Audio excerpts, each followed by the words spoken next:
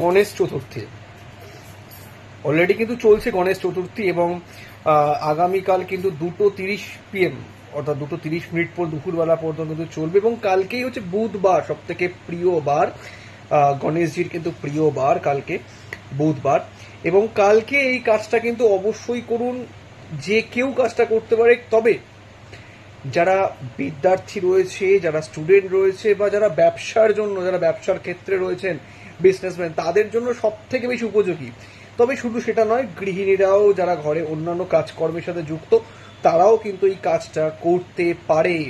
কি করবেন কালকে? অবশ্যই 7টি দূর্বা, না হলে 21টি দূর্বা, না 7টি না 21টি দূর্বা তুলে কালকে সেটিকে হলুদ বা সাদা সুতো দিয়ে সেটিকে বেঁধে নেবেন প্রত্যেকটা দুর্বাকে।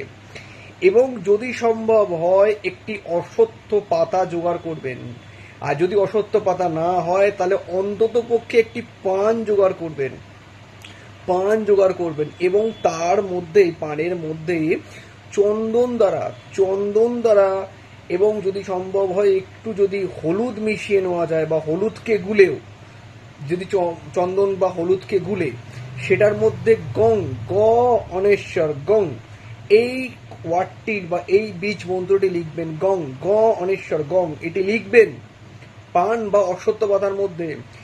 এবং সেই পান বা অশ্বত্থ পাতাটিকে আপনার সেই 7টি বা 21টি দূর্বা, এবং তার মধ্যে একটু সিদ্ধি দেবেন, সিদ্ধি দিয়ে আপনি সেটিকে গণেশজির মূর্তি হোক, গণেশজির কোনো পিকচার হোক বা বিগ্রহ হোক, যেখানেই হোক না কেন, সেটির সামনে বা পায়ের সামনে রেখে ওম গং গণেশায় নমঃ, ওম গং গণেশায় নমঃ, এই মন্ত্রটি অন্তত পক্ষে 21 বার বা 28 বার জপ করুন। জপ করার পর যারা বিদ্যার্থী, সেই জিনিসগুলোকে নিয়ে একত্রিত কোনো হলুদ কাপড় বা সাদা কাপড় বা কাগজে মুড়ে আপনাদের ব্যাগে রাখুন, বা বিদ্যার যে বইপত্র যেখানে থাকে সেই স্থানে রাখুন। পরীক্ষার সময় সেটিকে সাথে করে নিয়ে যান।